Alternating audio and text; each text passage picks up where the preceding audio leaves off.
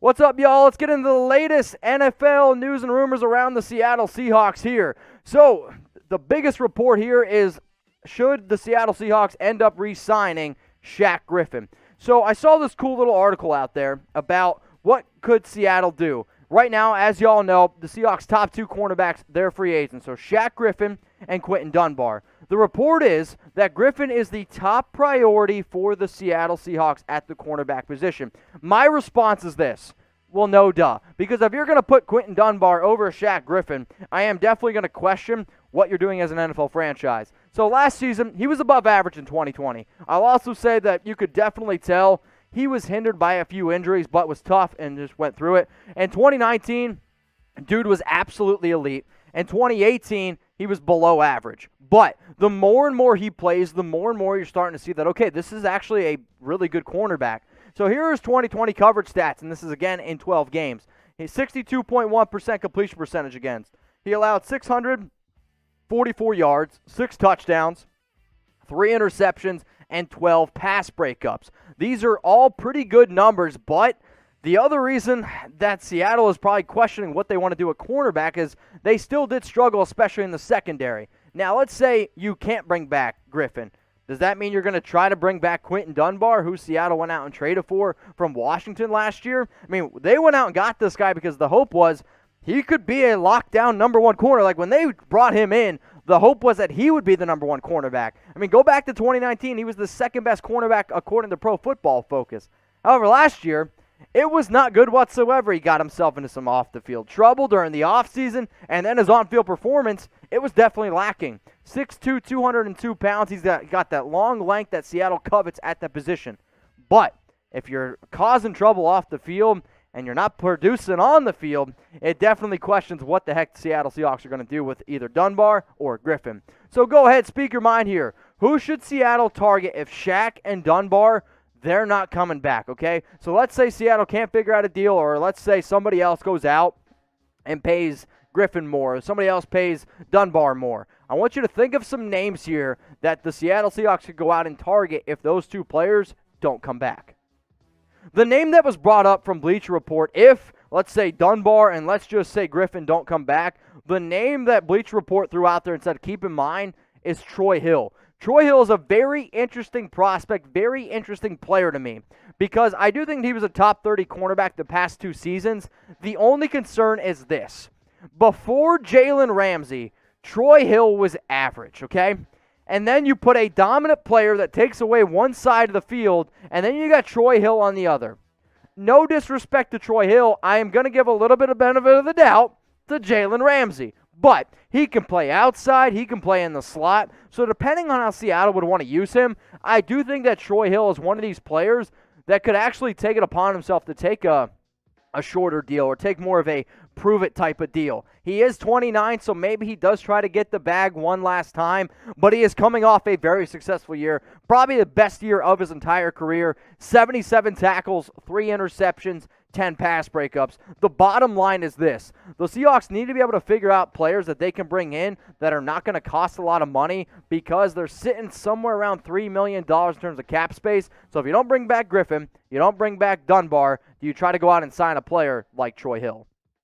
St. Patrick's Day, y'all, is right around the corner. In fact, it's this week. Go to chatsports.com/NFLgreen because we got a new link because we have a lot more new products. If you're looking to wear your favorite NFL team gear, you can go ahead and go to chatsports.com/NFLgreen. It's in the comments, it's in the description, and some of this stuff is actually on sale. So whether you're looking for a t-shirt, whether you're looking for a long sleeve hat, these dope socks as well. I mean, we got everything, women's, kids, it does not matter. If you need something to wear on St. Patrick's Day and you're the dude that doesn't like to leave his house without wearing some NFL team gear, we got you covered. But this is going to start going off the shelves really, really fast because, again, it is St. Patrick's Day weekend. So if you want to wear green, if you want to show some spirit, and you want to rep your favorite NFL team, the easiest way to do it is by going, oh man, burp, get it out, Mitch, is by going to chatsports.com/NFLgreen. It seems like I already had a few Guinnesses before the show. One more time, it's in the comments description. Don't waste any time. Celebrate St. Patrick's Day, chatsports.com/NFLgreen. Let's get into the latest NFL news here on Chat Sports. We're going to be breaking it down here from top to bottom. Free agency starts March 17th, 4 p.m. Eastern Time. The legal tampering period, 48 hours prior to that. The reason why I'm bringing this up is because the NFL salary cap, it's official, y'all. $182.5 million. So remember last year when it was at $198.2 and it was tough finding certain players to maybe sign or get underneath the deal, or these trying to get under the cap space, as I'm going to lose my words. Now, it's $182.5 million. So, buckle up. It's going to be a fun ride. So, we're going to go through now some of the top players that were free agents that either got signed or franchise tagged. The biggest name is Dak Prescott, who signed a mammoth of a deal. 4 years, $160 million with $126 million guaranteed. He is now the second highest paid player in the National Football League, behind only one, Patrick Mahomes. I also believe it's the most guaranteed money given out to any player with $126 million. Dak Prescott right now, he's feeling real good about himself. Let's also go through some players that were franchise tagged. Leonard Williams, a fat contract, $19.35. Washington Football Team, they tagged Brandon Scherff for the second straight year. Allen Robinson got $18 million, but I still think he wants to be extended a little bit longer. Chris Godwin, he's headed back to the Tampa Bay Buccaneers as expected. Now let's go to the 5 more players here. Cam Robinson, Taylor Motton, Justin Simmons, Marcus May, and Marcus Williams. So you saw Dak Prescott, he got signed, and then there were 9 players that ended up getting franchise tagged here by their team. So some of these were pretty interesting. Some of them, obviously, I was a little bit surprised about the whole Marcus Williams one. But some other players that were notable, they also didn't get tagged. So we're about to go through that. Shaq Barrett, he didn't get tagged, but he did get signed 2 years. Oh, no, Shaq Barrett did. I'm thinking of Levante David. Excuse me. Matt Judon, Bud Dupree, Leonard Floyd, notable defensive players not tagged. Some other guys, Haason Reddick, who had one hell of a year for the Arizona Cardinals, 12.5 sacks. Dalvin Tomlinson, who actually might be the top defensive tackle now that Leonard Williams is off the board. Carl Lawson, Yannick Ngakoue. Really curious to see which of these 2 players here get signed first. Let's go to William Jackson, who I personally believe is the #1 cornerback right now on the free agent market. Shaquill Griffin might have something to say about that. And John Johnson, his stock is going up because Justin Simmons is no longer there, Marcus May is no longer there, and also Marcus Williams is no longer there. So lots and lots of players here, notable defensive players that were not tagged. So the thing that I'm curious about is, how about this?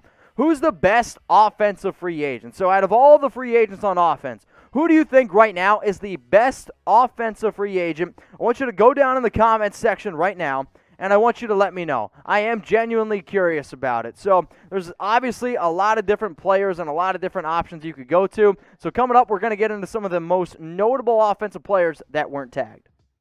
All right, we're good here. We got Aaron Jones at running back, Kenyan Drake, Chris Carson. These are probably your top 3 running backs set to hit the free agent market. Aaron Jones, no doubt your #1. Kenny Golladay, was really surprised that the Lions didn't franchise tag him, but he is coming off some pretty crazy injuries. JuJu Smith-Schuster, Will Fuller, Hunter Henry. Hunter Henry's the #1 tight end. Even though I do really like JuJu Smith a lot, I am curious who gets a bigger contract between JuJu and Will Fuller. Let's go to the big guys up front now. Some of the notable offensive players not tagged. Trent Williams, arguably the top tackle. Darrell Williams, arguably the top right tackle. Joe Thuney, a left guard that I absolutely love, who has never missed a game in his 5-year career. And Corey Linsley, who I'll go out and say is the top center on the market. All right, let's look at some of the comp picks because the NFL just released some of their compensatory picks, for 2021. So we're going to start in the 3rd round. The Patriots, Chargers, Saints, Cowboys. The number that you see is the overall pick. So that means the Patriots now have, in the 3rd round, 96 overall. Let's now go to the Titans, Rams, 49ers, then back-to-back picks. We're going to give you every single comp pick from the 3rd, 4th, 5th, and then 6th round. The Rams, Ravens, Saints, they're also on the board here, 104, 105, and 106. That's going to wrap up the 3rd round for the comp picks. Let's now head into the 4th round. The Cowboys, they kick it off, 4th round, 139 overall. The Patriots, Steelers, Rams, the Cowboys, they had a bunch of them. I believe also the Falcons had a good amount as well. Let's go to the Packers, Vikings, and then the Kansas City Chiefs. Some more 4th comp picks there.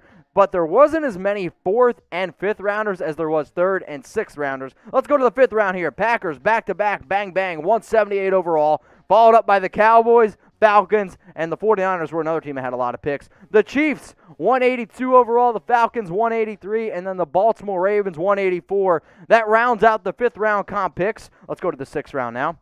We got the Tampa Bay Buccaneers, 217, so they have the 6th round pick, 217 overall. Saints, Falcons, Packers.